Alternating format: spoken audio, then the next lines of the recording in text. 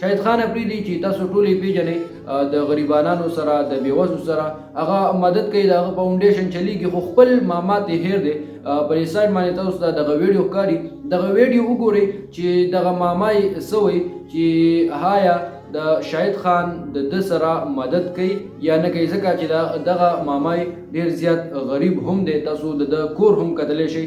نو دغه ویډیو وګورئ، د هغې نه پس په دې باندې یو دوه خبرې زه تاسو سره شریکوم. خبر ملاویږي چې د پاکستان بلکې د دنیا چې کومه سلیبریټي شاهد خان افریدي هغه ستاسو خوريه کیږي. دا خبر د کې چې شک و شوبه نشته، که نه وي نو نه درسته نه درنه د معلومات وکړي. مینه ټوله په سترګو کې ده، چې سترګې نه وي نو مینه به څه سره کوي. معلوماتو تر مخه بابا دا خبر ملاویږي چې د پاکستان بلکې د دنیا چې کومه سلیبریټي شاهد خان افریدي هغه ستاسو خوريه کیږي. دا خبر د کې چې شک و شوبه نشته، که نه وي نو نه درسته نه درنه د معلومات وکړي. هغه ستاسو خوريه کیږي. سکه خوريه مې ده، کومه وخت کې دغه پلار و مور ژوندي وو، ما دا حالتونه ولکه د کوم کسې ښه وم، وخت یې ډېر ښه وم، په دې ښه وم چې خور مې وه، وخت مې وه، نو هغو مو نه خیال کولو. هغه چې څه وخت یې د دې دنیا نه لوړو سفر یې وکړلو، که نیموسن شاید چې کوم د حقیقت کې چې وچوي، شاید ډېر یو بزرګ سړی ده، خو پکې دا راغلی چې کوم د ده په چا باندې اعتماد کولو، چا باندې هغه کولو، هغو حقدارو ته حق نه رسولی. ها شاهد افریدي صاحب ستاسو سکا خوريه کیږي. بالکل هغه وخت کې به یې فکر کولو، اوس بالکل دلته څه ملاقات دپاره راځي، څه ملاویږي؟ نه بالکل نه. څومره ټایمه کېږي چې نه یې ملاو شوی؟ یاره زه وی راغلم وم، ما د کروچې له وی راغلم وم، خو دا و چې ما خپل کور پسې لاړم، که نه بل کور پسې لاړم.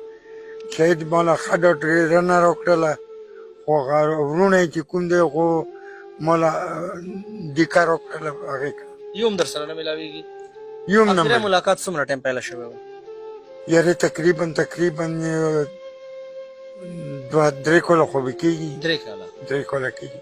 څه مالي امداد یې کړی و؟ نه یې کړی. اوس یې کوي؟ نه کوي. د ژوند کم داسې ستر تکلیفات، ستر مشکلات، ستر دردونه چې هغه تا سره تړلي وي، لا په دې سهولیاتو وخت کې هغه تا ته اوس هم شته؟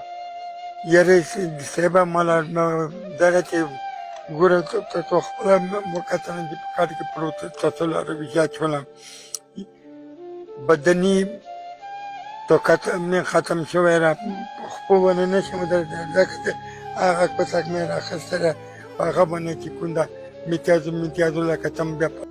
دغه ویډیو مو کتله، کوشش وکړئ چې دغه ویډیو زیات نه زیات شیر کړئ او د شاهد خان ټیم ته دغه ویډیو ورورسي، د شاهد افریدي چې کوم فاونډیشن دی چې هغوی ته دغه ویډیو ورورسي او د ده د ماما سره مدد وشي. بیا پکار ده چې موږ په خپلو رشته دارو باندې خیال وساتو، موږ په هغوی باندې نظر واچو چې په هغې کې څوک غریبانان وي، څوک پکې بېوسه وي. پکار ده چې د هغوی سره موږ مدد وکړو، د هغو سپورټ وکړو، ځکه چې رومبی حق په موږ باندې د دې رشته دارو دی چې رومبی موږ د دوی سره ودرېږو، د دوی ملاتړ شو. د هغې نه پس بیا که بهر دنیا ته موږ وځو او د بهر د چا سره مدد کوو، بیا موږ بهر د خلکو د بیوسو د غریبانانو مدد وکړو. خو رومبی پکار ده چې موږ خپل رشته دار، خپل چې کوم نږدې زموږ رشتې دي، ماما دی، تره دی، نور داسې نږدې چې کومې رشتې وي، پکار ده چې موږ رومبی هغوی ته وګورو، د هغوی سره مدد وکړو، که هغه بیوسه وي، که هغه غریبانان وي.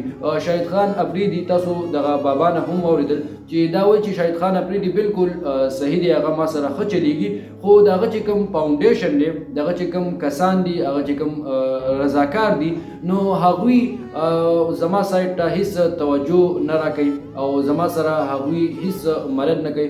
نور شاهد بھائی په حوالې سره ډېر ښکلې خبرې کړي چې شاهد افریدي زما سره څو پیرې ملاو شوی دی او هغه ماله تسلي ډېره راکړې ده او نور هغه ښه دی، خو د هغه چې کوم رضاکار دي، د هغه چې کوم ټیم چې کوم ورکرز دي، نو هغوی ما ته هیڅ توجه نه ده راکړې. نو شاید لاله ته وایم چې د دې خپل ماما سره مدد وکړي او د ده ملاتړ جوړ شي ځکه چې دا غریب دی دا بېوسه دی او ستا رشته دار دی نو پکار ده چې ته ورسره ودرېږي او ته د خپل فاونډیشن د سایډ نه مدد وکړي د خپل سایډ نه د ده امداد وکړي چې د ده ژوند ښه تیر شي. ډېره مننه دا وخت راکولو.